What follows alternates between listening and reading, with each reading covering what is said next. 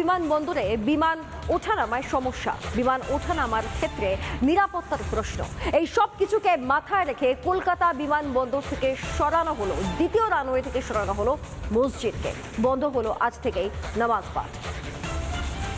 নামাজ পড়া আজ থেকে বন্ধ রাখা হয়েছে এই এয়ারপোর্টের ভেতরে যে রানওয়েতে অবস্থিত যে মসজিদ রয়েছে সেখানে।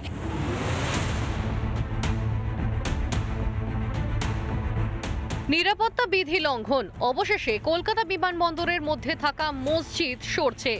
কলকাতা বিমানবন্দরের দ্বিতীয় রানওয়ের পাশেই থাকা 136 বছরের পুরনো বাঁকড়া মসজিদে শনিবার থেকে বন্ধ হলো প্রার্থনা। মূল গেট, যে গেট দিয়ে নামাজ পড়ে যারা তাদেরকে প্রবেশ করানো হয়, এখানে কলিং বেল রয়েছে। সেই কলিং বেল টিপলে এবং হাতে যদি তাদের আধার কার্ড থাকে সেই আধার কার্ড দেখিয়ে তারা কিন্তু ভেতরে প্রবেশ করতে পারে এবং তারপর সেখান থেকে বাসে করে তাদেরকে সেখানে নিয়ে যাওয়া হয়। বন্ধ হয়েছে এন্ট্রি পাস দেওয়াও। আজকে নামাজ এরকম কোনো কথা হয়নি, কোনো কথা হয়নি। আমাদের ডকুমেন্টস নিয়ে আসছে, জমা দিতে, নামাজ পড়তে। আধার চাই, শুধু আধার চাই। তারপরে বাঁকড়া বাসিন্দাদের না এইভাবে হয় না। হ্যাঁ অবশ্যই রেগুলার নামাজ হয় আমাদের। দ্বিতীয় রানওয়ে থেকে মাত্র 165 মিটার দূরেই ছিল মসজিদ। সমস্যা হচ্ছিল বিমান চলাচল ও জরুরি অবতরণে। নিরাপত্তার কারণে তাই মসজিদে বন্ধ করা হলো প্রার্থনা।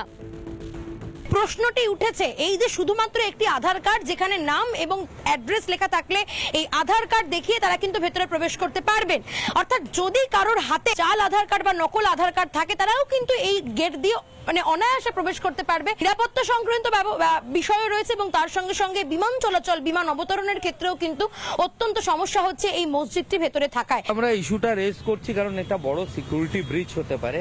এখানে ঢোকার জন্য খালি একটা আধার কার্ড দেখায়, থেকে ফ্লাইট গুলো ট্যাক্সিং করে। এই দেখুন, এই যে পেছনে ফ্লাইটের টেল দেখা যাচ্ছে, এখান দিয়ে ফ্লাইট গুলো যায়। এর জন্য যে কোনো দিন একটা এখানে কোনো আত্মঘাতী জঙ্গি যদি ঢুকে যায়, কোনো বড় হামলা হতে পারে। নিশ্চয়ই সিকিউরিটি এজেন্সি তাদের কাজ করছেন, কিন্তু তাদের উপর তো চাপ বেড়ে যায় এবং রানওয়ের সম্প্রসারণও যেহেতু এর জন্য আটকে আছে, তাই বিষয়টা নিয়ে আমরা মিটিং করেছি। আপাতত নামাজ বন্ধ। রানওয়ে থেকে সরিয়ে দেওয়া হবে মসজিদ। মসজিদ সরাতে শুরু হলো তোড়জোড়। রানওয়ে থেকে 160 মিটার দূরে অবস্থিত এবং সেই মসজিদের কারণেই কিন্তু বিমান চলাচলের ক্ষেত্রে, জরুরি অবতরণের ক্ষেত্রে বাধা সম্মুখীন হতে হচ্ছে। ক্যামেরায় দীপঙ্কর কাঞ্জিলালের সঙ্গে লীনা ভট্টাচার্যের রিপোর্ট, রিপাবলিক বাংলা, এয়ারপোর্ট। নানা ধরনের কন্টেন্ট দেখার জন্য লাইক করুন, শেয়ার করুন আমাদের ফেসবুক পেজ, সাবস্ক্রাইব করুন আমাদের ইউটিউব চ্যানেল। পাশাপাশি অন্যান্য ব্রেকিং নিউজের জন্য অবশ্যই চোখ রাখুন রিপাবলিক বাংলায়।